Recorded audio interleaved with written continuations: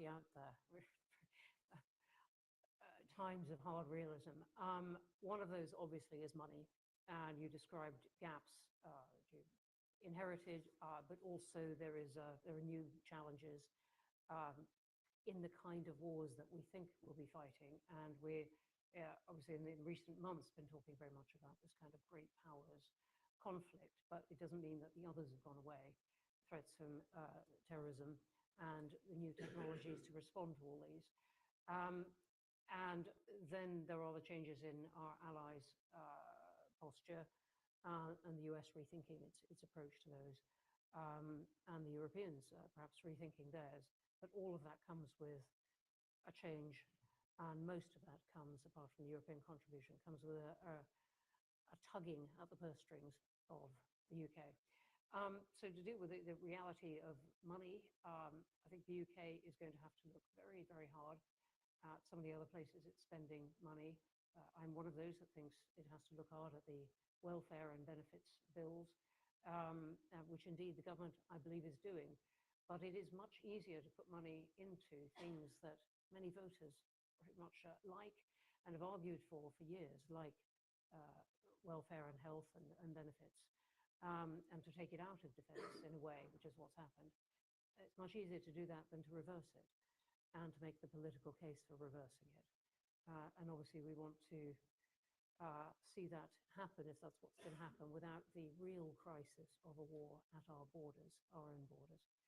So I think the government has a very difficult task there to persuade the country to invest more in defense, to regard it as the public service that comes before all other public services, if you like, in terms of its urgency.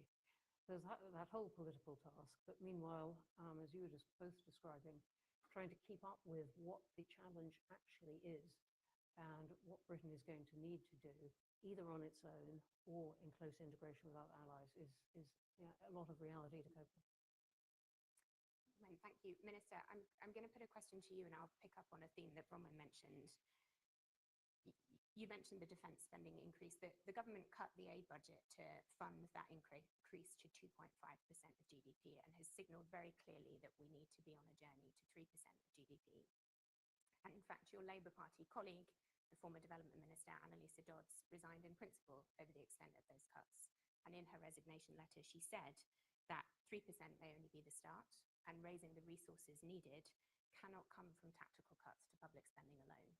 And we must look again, we will be forced to look again at the fiscal rules and the government's position on tax. Is she right? Well, I'm a big fan of Annalisa. I'm sorry to see her go. In her letter, she also supports the increase of defence spending, which I think is important to recognise.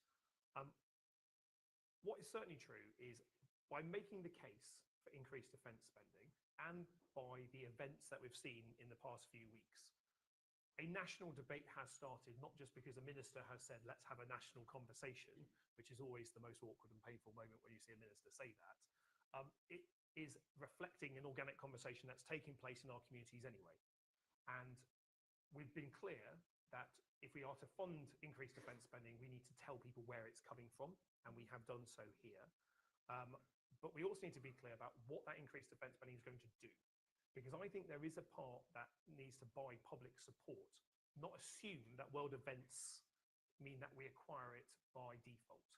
And that is absolutely making the case that if we spend more on defence, we'll look after our people in uniform better, a point of shame for this country for the last decade as to how we haven't been, which is something that the public find very popular. But also, by spending money more wisely, we get better kit and we create more jobs in the community. So that is about spending more money with UK firms, not sending contracts abroad, but it's also about spending more money directly with SMEs, because what we're seeing from the work that the UK government provides for our friends in Ukraine, and much of that is obviously difficult to talk about publicly, is we're seeing incredible innovation, not just from big primes, but especially from SMEs, who are creating the new technologies, who are dealing with the immediacy of a battlefield that is having more intense and evolving EW jamming every single day, where our drone capability needs to reiterate every 2 to 3 weeks. But we have a Watchkeeper drone system that was 14 years old. You know, that's what we inherited. those two things don't work together. But if we can direct that spending at SMEs in our communities and make the case that in every single constituency, there's not a MP in the House of Commons that doesn't have a defence company in their constituency. But there's so many more companies that don't think of themselves as a defence company that actually would be, especially around tech and data, as Andrea said. There's so many firms that could be contributing to our national defence if we as defence make it easier for them to participate either in joint bids for programmes or through, which I think will come out in the defence industrial strategy, how we iterate the programmes. So instead of just buying a piece of kit and hoping it will last 30 years, is being upfront from the start that we'll need to iterate and invest and adapt that piece of equipment over its lifetime to make sure that it's relevant and will have the effect we're looking for as warfare changes. So we have to bring the public along with us as part of that conversation. I don't doubt there are difficult decisions. Certainly cutting international aid is not something that I think any Labour politician wants to do, especially with the pedigree that we have, but we maintain our commitment to get it back to 0.7% when economic conditions allow. But what we have to do is be tighter on the spending on that aid today. You know, we inherited a situation where 30% of the aid budget was being spent on asylum seeker accommodation in the UK. Well, I don't think that's international aid in the way that the aid agencies would want it spent on. So by cutting the backlog in small boats and asylum processing directly supports international aid. So it is a bigger challenge than just what fits under the big spending headings that we have to get to. But that national conversation is taking place right now. And I think the public recognise that we live in darker times and they want to see government propose a route through. That's what the Prime Minister has done. But I don't doubt how hard this will be. But I think there's things that everyone in this room that cares about defence and security can do to get better value, to make it easier to respond to the threats that we are facing. Minister, thank you. I'm going to open up to questions now because I'm conscious of time. So I'll take a few questions in a group. Let's go to the woman in pink in the glasses in the middle there. Thank you for that. Vic Martin, so Defence Science and Technology Labs, we are the scientific branch of the MOD. We've talked a lot about the need to integrate public sector spending with industry. A lot of how we do our scientific innovation at the moment is quite transactional with industry. So we give you money, you give us something in return. What do we need to change from both sides to move from a transactional kind of relationship to a co-creation relationship where we have proper integration? Thank you. Great, thank you. So a question on moving from transaction to co-creation. We'll take a few more. The gentleman on the edge of the aisle there in the glasses. Yep, you. Hello, my name is Fedor Serdyuk. I represent MOVA Defense, exactly the Ukrainian company you've mentioned, one of those small and medium-sized who are quite inside of this game of technology.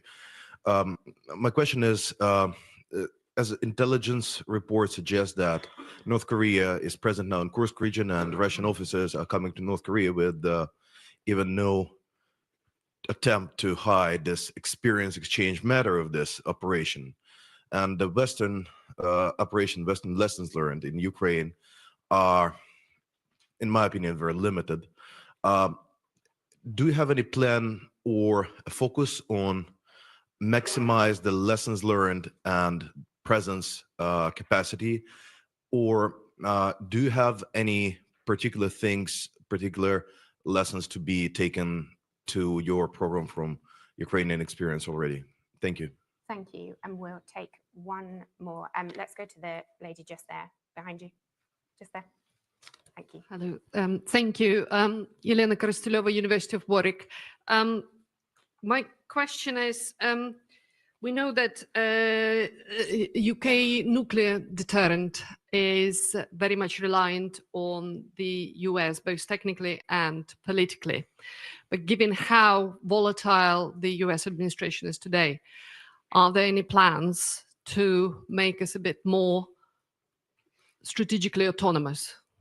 Let's put it this way. Thanks. An apt phrase. Andrea, I don't know if you'd like to take the question about moving from transaction to co-creation with industry. The lady's first question. Yeah, we have to take that one, not the other two. Let's save the other two. Yes, absolutely recognise the transactional to perhaps a bit more co-creative or strategic even is maybe the word I would also use. And I think that's where the increase in defense budget, but also reform is really important, along with that short and long-term demand signal. I think we all recognize that the transactional process of acquiring defense capability today is very transactional, and it is very much in the here and now. And it does not reward true value, and it does not necessarily drive true partnerships. I think by doing the things we've talked about here already in the past few minutes, we can then be very clear on priorities. We can be very, very clear on then the partnership route and the sovereign route that we want to go down.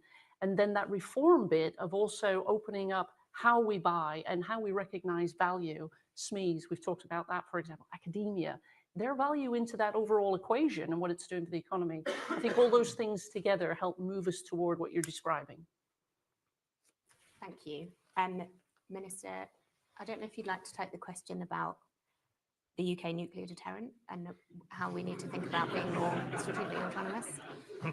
I like difficult questions. I think they're much more fun for the audience to listen to.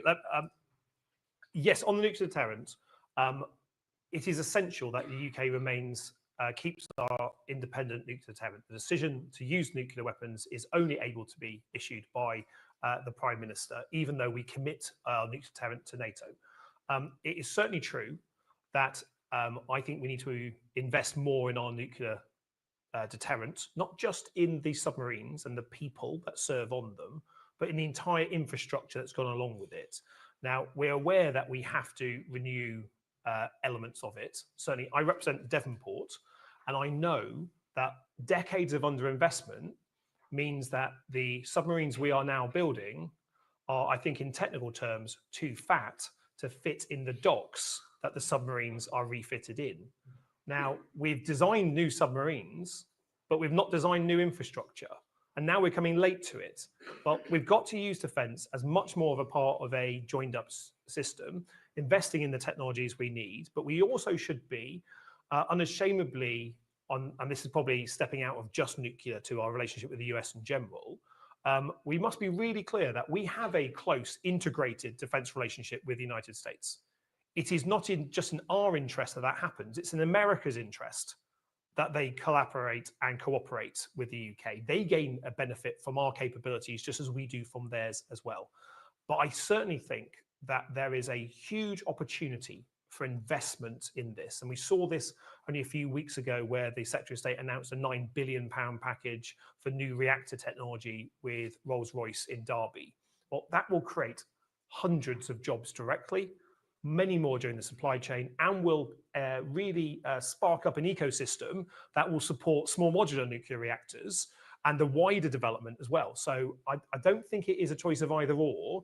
I also don't think that the relationship that we have with America has been adequately explained and the case made for it.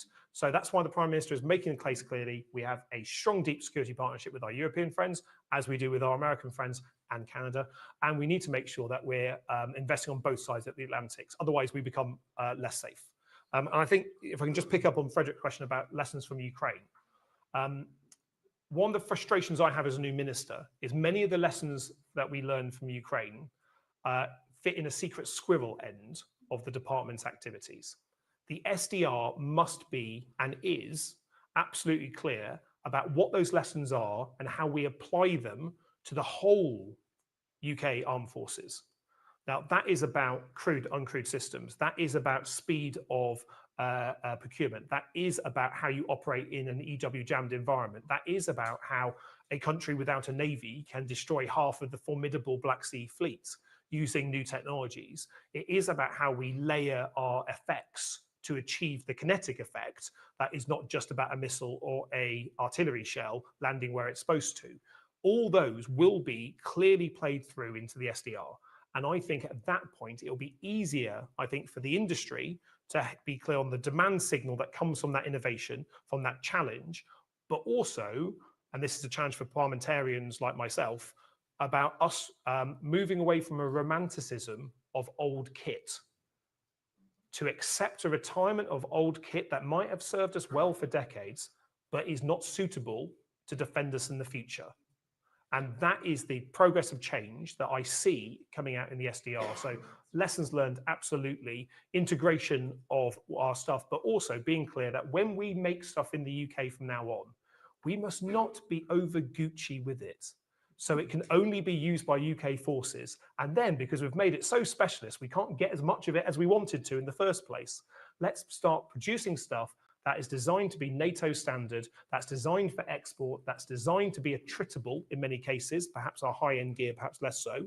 But that is a different way that defense procurement, I think, can support our industry, because ultimately, if I'm buying one bit of kit off BAE Systems and they can only sell it to me, it's going to be more expensive. If we can buy a bit of kit off BAE Systems and they can sell it to our allies all around the world, as we are doing with the Type 26 frigate, for instance, then it becomes better value. It joins our nations together and it supports the wider economic benefit that doesn't come from bashing metal together, but from the training, the upgrades, the combat systems, everything else that supports the wider economy as well. Thank you. I was just going to pick up, I think that's an incredibly important point of, there's 2 points there. One is absolutely the export, and that's part of recognizing the value that can flow back into the UK from that and recognizing that. But I think your other point about the lessons learned coming through in Ukraine forces an iterative capability on a daily, hourly basis. The reform we need has to take that into account versus the other part of defense and security, which is longer term in terms of it takes weeks, months, years perhaps to deliver some of that capability. And the reform bit is, the challenge is, how does it take on both? And that's back to the transactional and the strategic bit. And I think that's the recognition we as an industry and government need, and I think we've got it, and that's the part we're embarking on. I think you're absolutely right that there is an investment opportunity here, but it is one that is incredibly difficult to get right, it seems to me. Over the record of procurement, this country and many others has been very mixed, sometimes for justifiable reasons, that it is very hard to anticipate the next war and the next kind of war, and yet the cycles are very long. But sometimes for less good reasons. And we have had, as Olivia was describing on our podcast recorded earlier today, quite a sort of broad and shallow approach to the procurement that we thought we wanted as the UK, which has led to some of the bespoke design that you've talked about. So we're not buying lots of the same kind of thing, but getting one handcrafted, if you like. And I agree we need to get away from that. I think there's something we could learn from the US, which has the advantage of its size and no doubt lots of waste there to be got at, but has been very agile at working with very small companies, startups even, sometimes coming out of the universities, at getting the innovation going that then can, and particularly on this, talking about the Ukraine point, this linking up of minute by minute intelligence with firing and targeting and so on, getting that kind of thing going. We also going to have a very direct conversation with our allies, European and the US, about how and what extent we're going to work together. Almost every country in Europe that is saying something about increasing its commitment to defense is saying the same thing about what is called defense Keynesianism. Oh, and we can get a boost to the economy from investing in all this. But if they and we all do it separately, it will be very inefficient and it may not all work together. So there is that conversation to be had. And I think the point you've made as well about having a conversation with the US about the efficiency of working together is still a really important one. There's been obvious and understandable reaction in the last few weeks of many countries to say, oh, goodness, we better work out how to work independently of the US. But much of our kit, and our nuclear deterrent indeed, is designed to work with them, and much of the intelligence, as we're seeing now in Ukraine. And I think that, that needs to be an explicit understanding with them. There are going to be some tough conversations in there, including possibly the US saying, great, lots of investment needed, let's have it over here, not in the UK. So, but anyway, the conversation is inescapable, I think. Okay, we're going to take some very quick questions. Gentleman on the aisle. Thanks, Joshua Andresen from the University of Surrey. I just want to pick up on that last point. There's been, right focus on what Europe and the UK in particular need to do in the current situation. But I also think there has to be, with as much specificity and detail as possible, an emphasis on what the US gets from Europe and gets from NATO, and why they need the US why they need NATO and the UK. Okay, the lady there with the ponytail. Thank you. Larissa Brown from the Times. Minister, I'm just wondering if you think that America is a reliable ally after it pulled intelligence sharing with Kyiv, and also if you think the regular armed forces or the reserves need to increase as part of the defence review. Thank you. Okay, we're going to give the minister a chance to say a few words on that, and then we'll have to probably let him go. Fantastic. Thank you. I think the case that we need to make is about the transformation of armed forces, but the benefit that working together delivers. And sometimes we believe that is an implicit assumption. And I think what we need to do is be absolutely clear that there is a benefit to the UK security and our allies by working together, by cooperating together, by supporting one another. That's the underpinning of why NATO is the most successful military alliance ever. But it is also why we need to apply those and not be scared of saying that, and being scared of saying that our future is both as a European power, but also a North Atlantic power with our American friends and our European friends together. And we should be clear and proud of saying that, because it builds on the reality of where we are. I think, Larissa, great question. Good question. George Robertson has a big job in producing his SDR, which will come out soon, that will set out the shape of our structures. But what we are certainly looking at in the meantime is we've inherited a system across our armed forces where the structures are inefficient and in many cases needing reform anyway. And so he will set out the size and shape, but there's things as ministers we're already looking at about how we can deal with the retention and recruitment, for instance, that will make that work better. And in relation to reliable ally, yes, the US remains a reliable ally to the United Kingdom. We need to continue those conversations. It is the reason why the defence sector is not sat here on this panel, but he is in Washington this week speaking to his US counterpart to make the case not just for our approach bringing allies together on Ukraine, but making the case for why it is in all our benefits, including the US's, that we continue to invest in NATO, why we can continue to invest in our security, and how why America's priorities, looking at what's happening in the Indo-Pacific, don't happen in isolation. Indeed, you have North Korean troops fighting on Europe. That is a perfect example of how the two theatres are interconnected, and the idea that they can be separate and not have a connection from one to the other is an argument that I don't think stands a huge amount of scrutiny, but it is one that as a nation we are making the case that we are better when we work and fight together. That is the case right across the NATO alliance, and that is the case that we will continue to support our friends in Ukraine for as long as it takes. I think with that, we'll have to wrap up because the Minister needs to leave. But thank you, everyone. And Minister, thank you for your time. Andrea Bronwyn, thank you so much. Good to see you.